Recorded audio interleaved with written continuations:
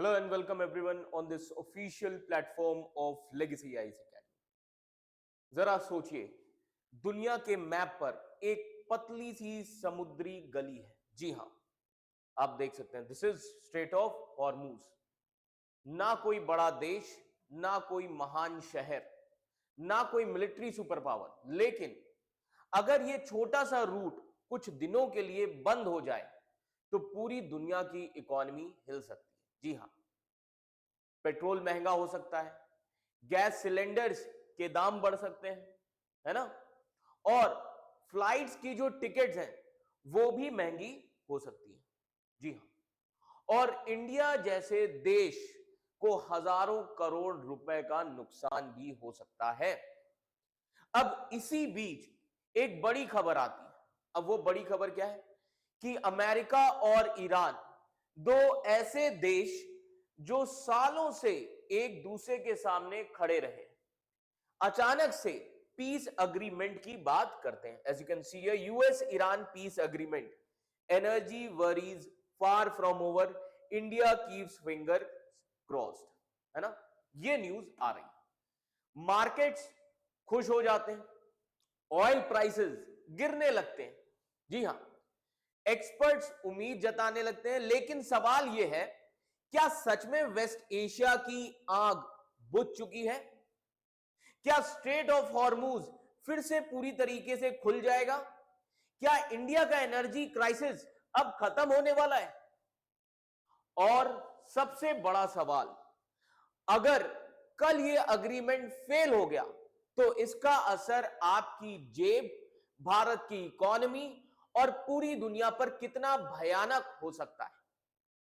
तो आज हम डिकोड करेंगे यूएस ईरान पीस डील की पूरी कहानी को, स्टेट ऑफ हॉर्मूज की स्ट्रेटेजिक इंपॉर्टेंस को, ग्लोबल ऑयल पॉलिटिक्स का हिडन गेम, और इन सभी चीजों के साथ क्यों इंडिया के लिए ये न्यूज रिलीफ हो सकती है और साथ ही साथ टेंशन भी दे सकता है इंडिया को। तो हमें इन सभी चीजों को समझना होगा। तो वीडियो को एंड तक जरूर देखिएगा, क्योंकि इस स्टोरी के अंदर सिर्फ डिप्लोमेसी नहीं है, बल्कि दुनिया की एनर्जी लाइफलाइन और भारत का एक फ्यूचर का राज छुपा हुआ है ना। तो आइए समझते हैं, है ना। इमेजिन करिए अब आप कि एक दुनिया का सबसे इंपॉर्टेंट हाईवे है जहां से ऑयल और गैस के टैंकर गुजरते हैं, और इस हाईवे का नाम है स्ट्रेट ऑफ हॉर्मूज। जी हां, इस हाईवे का नाम है स्ट्रेट ऑफ हॉर्मूज, ठीक है ना। तो आइए समझते हैं स्ट्रेट ऑफ हॉर्मूज के बारे में, है ना। समझिए, ये जो स्ट्रेट ऑफ हॉर्मूज है, दुनिया का लगभग global 20%, this straight of Hormuz global 20%, दुनिया का लगभग 20% ऑयल और एलएनजी, ऑयल एंड एलएनजी यानी कि नेचुरल गैस, इस रूट से जाता है। अब सोचो, इस हाईवे पे वॉर शुरू हो जाए, फायरिंग हो, शिप्स को अटैक का डर हो, तो इसका आउटकम क्या होगा? टैंकर्स रुक जाएंगे, ऑयल सप्लाई कम हो जाएगी, ऑयल के प्राइसेस बढ़ जाएंगे और सब कंट्रीज परेशान हो गई। सबसे ज्यादा अफेक्टेड कंट्रीज में से एक है इंडिया। जी हां, अब हमें यह समझना होगा कि क्या हुआ अभी, है ना। तो समझते हैं इस चीज को। तो अब क्या हो रहा है, रिसेंटली यूनाइटेड स्टेट्स और ईरान ने यह अनाउंस किया है कि उन्होंने एक पीस अग्रीमेंट पर सहमति बना ली। अग्रीमेंट कहां साइन होता है? अग्रीमेंट साइन होता है स्विट्जरलैंड में, है ना। मार्केट ने उसी समय तुरंत रिएक्ट किया। ब्रेंट क्रूड ऑयल प्राइस लगभग 5% गिरकर $83 पर बैरल पर आ गया। क्यों? क्योंकि ट्रेडर्स को अब यह लगा कि अब स्ट्रेट ऑफ हॉर्मूज फिर से खुल सकता है और ऑयल सप्लाई नॉर्मल हो सकती है। लेकिन एक्सपर्ट्स इतने ज्यादा एक्साइटेड क्यों नहीं है? जो एक्सपर्ट्स हैं वो इतने ज्यादा एक्साइटेड क्यों नहीं है? उसके पीछे रीजन है, अग्रीमेंट अनाउंस होना और ग्राउंड रियलिटी नॉर्मल होना दोनों अलग अलग बातें। एक्सपर्ट्स का यह कहना है कि पेपर पर डील और फील्ड में इंप्लीमेंटेशन दोनों अलग चीज है। पहले भी कई बार ऐसे प्रॉमिस हुए थे कि शिपिंग नॉर्मल हो जाएगी, लेकिन कुछ नहीं हुआ। इसलिए सब वेट एंड वॉच के मोड में बैठे हुए। ठीक है, अब इंडिया के लिए टेंशन क्या है ना, सबसे बड़ी चीज है कि अब इंडिया के लिए टेंशन क्या है। तो आइए ये समझते हैं। समझिए, इंडिया एनर्जी के लिए बहुत हद तक इंपोर्ट पर डिपेंडेंट है। जी हां, इंडिया बहुत ज्यादा इंपोर्ट पर डिपेंडेंट है। यानी कि if you see here, oil 88% plus, LPG 60% plus, natural gas 50% plus. मतलब वेस्ट एशिया में प्रॉब्लम हुई तो इंडिया को सीधे झटका लगता है ना। और इसी के साथ अगर हम देखें, स्ट्रेट ऑफ हॉर्मूज भी इंडिया के लिए उतना ही इंपॉर्टेंट है। That is why straight of Hormuz is important for India, है ना। क्यों? Because if you see the imports of India, अगर आप इंडिया के इंपोर्ट्स देखेंगे, India import 40% of crude oil. 40% India का क्रूड ऑयल यहां से आता है। 60% एलएनजी, 60% एलपीजी, इतना इंडिया इंपोर्ट करता है ना। 90%, सॉरी 90% एलपीजी, इतना इंडिया इंपोर्ट करता है। अब ये सारी चीजें इसी रूट से आती हैं। ये जो आपको रूट दिख रहा है स्ट्रेट ऑफ हॉर्मूज, इसी रूट से आते हैं। अगर ये स्ट्रेट बंद हो जाए या रिस्की हो जाए, अगर ये स्ट्रेट बंद हो जाए या रिस्की हो जाए, ऑयल महंगा हो जाएगा, गैस महंगी हो जाएगी, एलपीजी महंगी हो जाएगी, इन्फ्लेशन बढ़ जाएगा, है ना। अब सवाल ये उठता है कि वॉर ने क्या डैमेज किया है ना, वॉर ने क्या क्या डैमेज किया। तो अब आइए समझते हैं। वॉर के दौरान गल्फ कंट्रीज ने ऑयल वेल्स बंद किए, गैस प्रोडक्शन को कम किया, एक्सपोर्ट्स को रोक दिया। क्यों? क्योंकि शिप्स जो थे सेफली बाहर ही नहीं जा पा रही थी। तो इसका आउटकम क्या निकला? आउटकम ये निकला 10 to 11 million barrels per day production shut down हो गई। 10 to 11 million barrels per day production क्या हो गई? शट डाउन हो गई। और ये एक बहुत बड़ा नंबर है ना। ठीक है, अब न्यूज आ रही है कि डील हो चुकी है ना, डील भी हो गई। तो क्या अब सब तुरंत नॉर्मल हो जाएगा? है ना, डील हो गई तो क्या आपको लगता है कि सारी चीजें अब तुरंत नॉर्मल हो जाएंगी? बिल्कुल नहीं, है ना। जो इस मूवी का विलन है, जो इस वॉर का विलन है, वो अभी पूरी तरीके से गया नहीं है। एक्सपर्ट्स के हिसाब से पहले शिप्स को कॉन्फिडेंस आना होगा, प्रोडक्शन रीस्टार्ट करना होगा, है ना, डैमेज फैसिलिटीज को रिपेयर करना पड़ेगा, सप्लाई चेन्स को नॉर्मल करना पड़ेगा। और ये सब काफी महीनों तक चल सकता है, इसमें काफी सारा समय लग सकता है। Now the question here is, oil prices कब नॉर्मल होंगे, है ना, कि ऑयल प्राइसेस में कब तक नॉर्मलसी आएगी। अब इन सभी चीजों पर एक्सपर्ट का एस्टिमेट क्या है? 6 months to 1 year। जी हां, 6 मंथ से 1 ईयर तक लग सकता है प्री वॉर प्राइसेस पर वापस आने में। और अभी भी ऑयल प्राइसेस अगर आप देखें, वॉर के पहले लेवल से लगभग 20% ऊपर है ना। ठीक है, now the question here is, Iran की जो वापसी है क्यों इंपॉर्टेंट है? अब ईरान की वापसी क्यों इंपॉर्टेंट है, समझिए। ईरान का वहां से हटना क्यों इंपॉर्टेंट है? अगर ईरान के ऊपर से सैंक्शंस हट गए और ईरानियन ऑयल मार्केट में आ गया तो इंडिया को फायदा हो सकता है। क्योंकि इसके पीछे रीजन है। रीजन क्या है?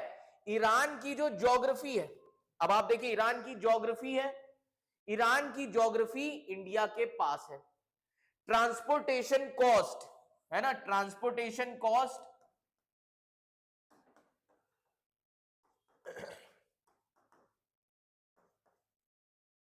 विल डिक्रीज, ट्रांसपोर्टेशन कॉस्ट कम हो जाएगी। ईरान हिस्टोरिकली इंडिया को लॉन्गर क्रेडिट पीरियड देता था। अब ये लॉन्गर क्रेडिट पीरियड का मतलब क्या होता है ना, काफी सारे लोगों को नहीं पता होगा। मतलब इंडिया को सस्ता और कन्वीनियंट ऑयल मिल सकता है ईरान से। क्लियर? ठीक है, अब क्वेश्चन ये है गल्फ में अभी भी कितना ऑयल फंसा हुआ है? तो ये आप देख सकते हैं, ये न्यूज़पेपर की हेडलाइन है ना, according to this newspaper Indian Express, है ना। तो अभी गल्फ के पास कितना ऑयल अभी भी फंसा हुआ है? एक्सपर्ट्स के अगर एस्टिमेट से देखें, so according to experts 180 million barrels of crude oil और पेट्रोलियम प्रोडक्ट्स, 1 मिलियन टन से ज्यादा एलएनजी, 1 मिलियन टन से ज्यादा एलएनजी अभी गल्फ में स्ट्रैंडेड है ना। अगर शिपिंग रीस्टार्ट होती है तो ये सप्लाई मार्केट में आ सकती है और इससे शॉर्ट टर्म रिलीफ मिल सकता है ना। ये पूरी कहानी, ठीक है। अब यहां पर एक और प्रॉब्लम है, समझिए, देयर आर अदर चैलेंजेस, ठीक है। अब वो प्रॉब्लम क्या है? वॉर ने सिर्फ सप्लाई को डैमेज नहीं किया है, कंट्रीज अब एनर्जी सिक्योरिटीज को लेकर काफी ज्यादा डर चुके हैं। तो सभी कंट्रीज स्ट्रैटेजिक रिजर्व्स को भरना चाहती है, एक्स्ट्रा ऑयल स्टॉक करके रखना चाहते हैं।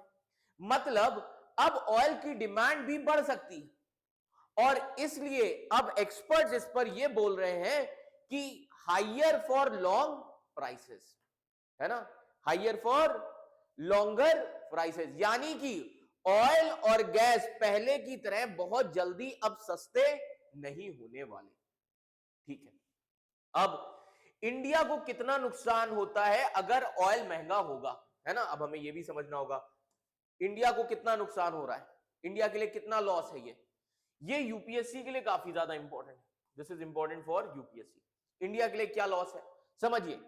इंडिया हर साल every year 1.8 to 2 million barrel oil import करता है। इंडिया कितना करता है every year? India every year 1.8 to 2 million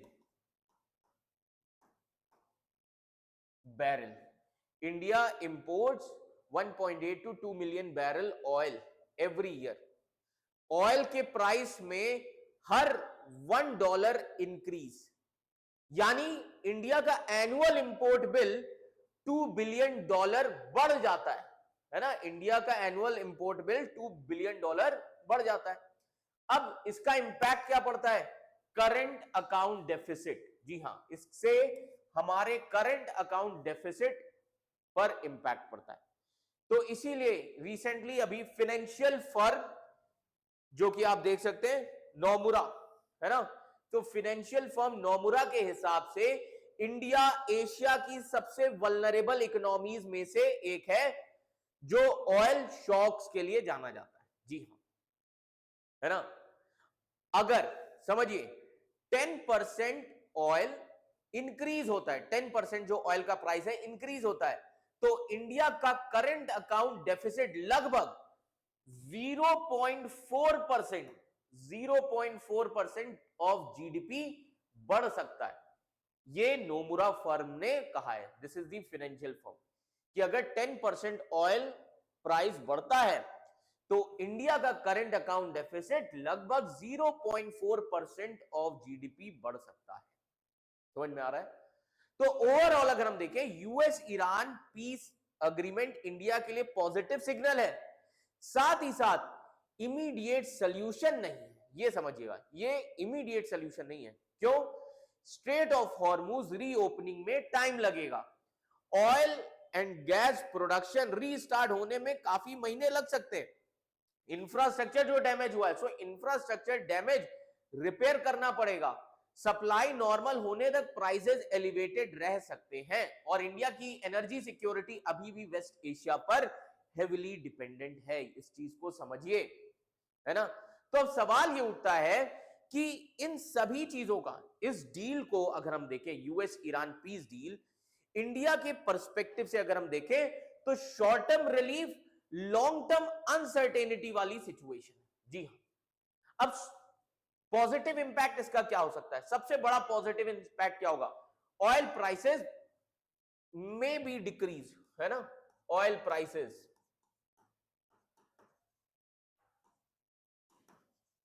might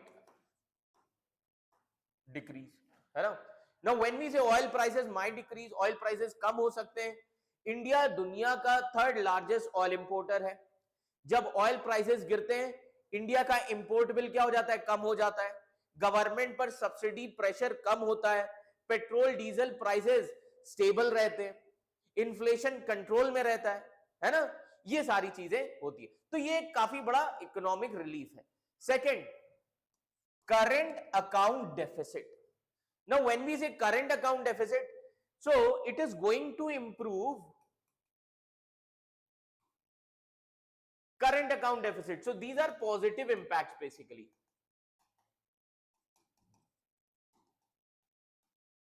Positive impact, है ना।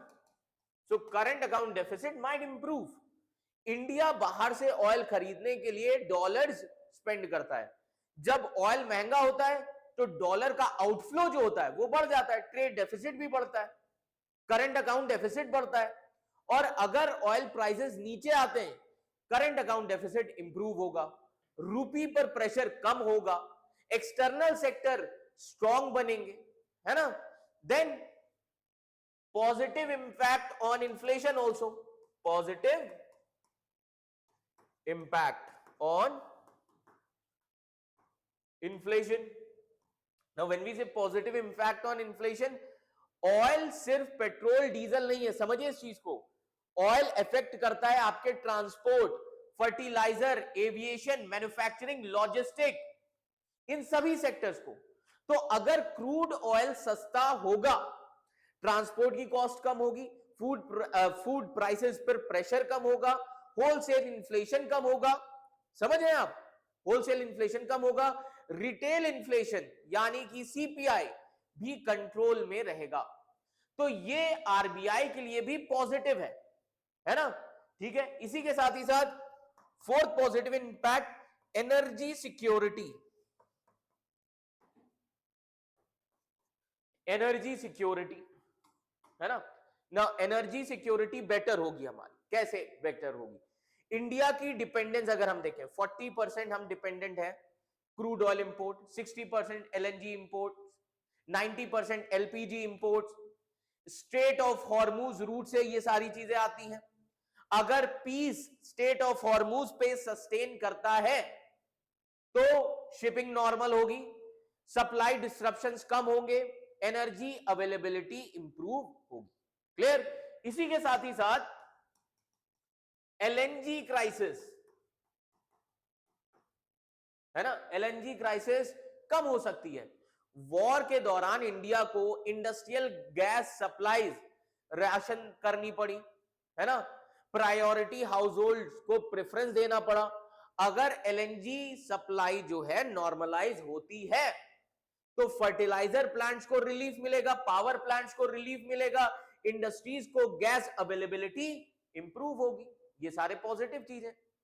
देन अगर ईरान का ऑयल मार्केट में वापस आ सकता है, अब ऐसा लग रहा है कि ईरान का ऑयल मार्केट में वापस आ सकता है, ये इंडिया के लिए एक बहुत ही स्ट्रैटेजिक अपॉर्चुनिटी है। क्यों?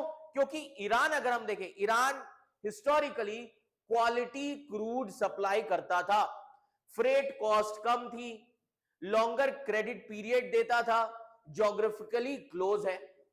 तो अगर सैंक्शंस ईरान पर सॉफ्टन होते हैं तो इंडिया को cheaper crude oil, diversified sourcing, better bargaining power मिल सकती है। इस चीज को समझिए। और इन सभी चीजों के साथ रुपी को सपोर्ट मिलेगा। जी हां, कम ऑयल इंपोर्ट बिल का मतलब क्या होता है? डॉलर की डिमांड कम, रुपी रिलेटिवली स्ट्रॉन्गर होगा, इंपोर्ट इन्फ्लेशन भी कम होगा। ये मैक्रो इकोनॉमिक स्टेबिलिटी के लिए काफी ज्यादा इंपॉर्टेंट है। इन सभी चीजों के साथ there are certain risk also, कुछ नेगेटिव चीजें भी है ना। रिस्क अभी खत्म नहीं हुआ है। अब रिस्क क्या क्या हो सकता है, इस चीज को भी हमें समझना है ना। अभी ये जो अनाउंसमेंट हुई है, अग्रीमेंट अभी सिर्फ एक अनाउंसमेंट है, this is only US Iran peace deal announcement. अभी ये सिर्फ क्या है? अनाउंसमेंट है, एक्चुअल इंप्लीमेंटेशन अभी बाकी है। और हिस्ट्री हमें यह बताती है कि यूएस ईरान ट्रस्ट डेफिसिट बहुत गहरा है, प्रीवियस अग्रीमेंट्स भी यूएस ईरान के कोलैप्स हुए हैं। सेकेंड रिस्क क्या हो सकता है? स्ट्रेट ऑफ हॉर्मूज,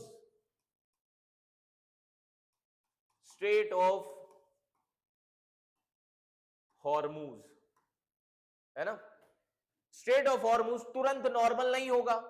शिपर्स तभी वापस आएंगे जब सिक्योरिटी गारंटी मिलेगी उन्हें, इंश्योरेंस कॉस्ट कम होगी, अटैक्स का रिस्क कम होगा, और इन सभी प्रोसेस में काफी मंथ्स लग सकते हैं, है ना? Then third risk, oil production restart will take time, it will take time, है ना? ऑयल प्रोडक्शन रीस्टार्ट होने में टाइम लगेगा। वॉर के दौरान वेल्स बंद हुए, फैसिलिटीज काफी ज्यादा डैमेज हुई, एलएनजी प्लांट्स पर इंपैक्ट पड़ा, है ना? ये सारी चीजें वॉर के दौरान हुई हैं। क्लियर? प्रोडक्शन रीस्टार्ट करने में स्विच ऑन ऑफ करने जैसा बिल्कुल भी नहीं होता, ये चीज समझ लीजिए। रिपेयर होने में टाइम लगेगा, रिफाइनरीज को डिस्ट्रॉय किया गया है, और ऑयल प्राइसेस फिर से बढ़ सकते हैं अगर ये डील फेल हो गई तो। रीजनल कॉन्फ्लिक्ट अगर वापस बढ़ा तो, प्रॉक्सी ग्रुप्स अगर एक्टिव हुए तो, है ना? ऑयल प्राइसेस फिर से जंप कर सकते हैं। इन सभी चीजों के साथ what will be the strategic impact on India? इस क्राइसिस ने इंडिया को एक लेसन दे दिया है, energy security is also our national security. इसलिए समझिए, India likely to have strategic, India likely to increase strategic petroleum reserves, है ना? इंडिया अपने स्ट्रैटेजिक पेट्रोलियम रिजर्व्स को क्या करेगा? बढ़ाएगा। रशिया से इंपोर्ट्स कंटिन्यू रखेगा, रिन्यूएबल एनर्जी एक्सपेंड करेगा, ग्रीन हाइड्रोजन मिशन एक्सिलरेट करेगा, और साथ ही साथ इंपोर्ट सोर्सेज को डाइवर्सिफाई करेगा इंडिया, है ना? तो ओवरऑल अगर हम देखें, हिस्ट्री जो है, हिस्ट्री हमें एक इंपॉर्टेंट लेसन सिखाती है, वॉर सिर्फ बैटलफील्ड पर नहीं लड़े जाते, कभी कभी सबसे बड़े वेपन्स टैंक्स या मिसाइल नहीं होते, बल्कि ऑयल टैंकर्स, शिपिंग रूट्स और एनर्जी सप्लाईज होते हैं। हमें इस चीज को समझना होगा। आज दुनिया यूएस ईरान पीस अग्रीमेंट को एक उम्मीद की किरण के रूप में देख रही है, लेकिन एनर्जी मार्केट्स इमोशंस पे नहीं बल्कि रियलिटीज पर चलते हैं। एक अग्रीमेंट साइन हो जाना आसान है, ट्रस्ट बनाना उस पर मुश्किल है ना? शिप्स को वापस लौटना मुश्किल है, ऑयल फील्ड्स को रीस्टार्ट करना मुश्किल है, और एक पूरे रीजन को वॉर से पीस में बदलना सबसे बड़ा मुश्किल काम है। तो इंडिया के लिए ये अग्रीमेंट एक अपॉर्चुनिटी भी है और एक वार्निंग भी है, जैसा कि मैंने कहा, है ना? और इसीलिए अब समझिए, अपॉर्चुनिटी इसलिए क्योंकि सस्ता ऑयल, स्टेबल एनर्जी है ना? सस्ता ऑयल अगर रहेगा, स्टेबल एनर्जी सप्लाई रहेगी और इकोनॉमिक रिलीफ मिल सकता है। वार्निंग किस लिए? क्योंकि इस क्राइसिस ने यह दिखा दिया है कि 21st सेंचुरी में एनर्जी सिक्योरिटी ही नेशनल सिक्योरिटी है। आज दुनिया की नजरें स्विट्जरलैंड के कॉन्फ्रेंस रूम पर पूरी तरीके से लगी हुई है, लेकिन असल फैसला वहां पर नहीं होगा, असल फैसला यहां पर नहीं होगा, असल फैसला होगा स्ट्रेट ऑफ हॉर्मूज के पानियों में, है ना? असल फैसला ऑयल टैंकर्स के मूवमेंट में होगा, समझ रहे हैं आप? असल फैसला होगा मार्केट के कॉन्फिडेंस में, और तब पता चलेगा कि ये पीस अग्रीमेंट एक नए एरा की शुरुआत है या फिर ग्लोबल एनर्जी पॉलिटिक्स का एक अधूरा चैप्टर है ना? तो आने वाले कुछ मंथ्स में सिर्फ वेस्ट एशिया का फ्यूचर हम डिसाइड, सिर्फ वेस्ट एशिया का फ्यूचर यहां पर डिसाइड नहीं होगा, इससे यह भी समझिए कि वेस्ट एशिया के फ्यूचर के साथ साथ भारत की इकोनॉमी, ग्लोबल इन्फ्लेशन और दुनिया की एनर्जी सिक्योरिटी का फ्यूचर भी तय होगा। और इसीलिए ये कहानी, ये जो स्टोरी है ओवरऑल अगर हम देखें, ये जो पूरी स्टोरी है, ये सिर्फ अमेरिका और ईरान की नहीं है, ये कहानी हम सब की है ना? तो आशा करता हूं आपको ये पूरा कॉन्सेप्ट, पूरा जो स्टोरी है ईरान यूएस की समझ में आई होगी।